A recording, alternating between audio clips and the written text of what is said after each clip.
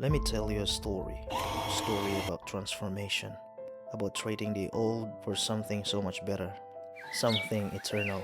Imagine this, you've just come alive again, not in a zombie movie kind of way, but in a beautiful, soul deep way. You've been raised to life with Christ. Everything changes. Suddenly, the noise and distractions of the world don't matter so much. You're drawn to something higher, something heavenly. That's where Christ is, sitting at God's right hand, ruling over everything. And guess what? You're connected to Him. Your life is now hidden with Him. Think about that. A life so tied to Christ that when He shows up in glory, you'll be right there with Him, shining in that same glory. But here's the thing, to live this new life, you have to let go of the old one. Picture yourself carrying a heavy backpack full of things weighing you down. Something of it is ugly stuff you don't even want to admit is there, but it's time to unpack it. First, there's the baggage of desires. It's the kind of stuff that pulls you in all the wrong directions. The voice in your head saying, just one more look, one more indulgence, it won't hurt, but you know it's not true. The wrong kind of desires, sexual immorality,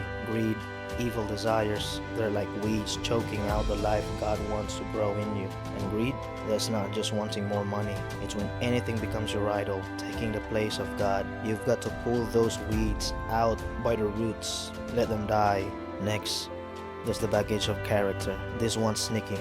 It hides in how you respond to people and situations. Maybe it's the flash of anger when someone cuts you off in traffic, or the bitterness towards someone who hurt you.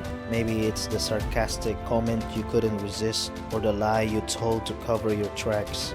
Those things, they don't belong in your new life. It's like wearing an old dirty shirt when you've got a fresh, clean one waiting for you. Throw that old life away. It's not who you are anymore. Finally, there's the baggage of culture. Here's the tricky part.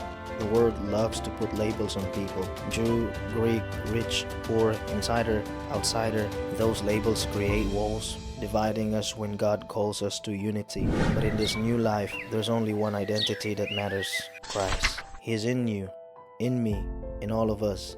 And that's what unites us, not our backgrounds, our status, or our differences. So here's a takeaway. This new life with Christ is not just a tweak to the old one.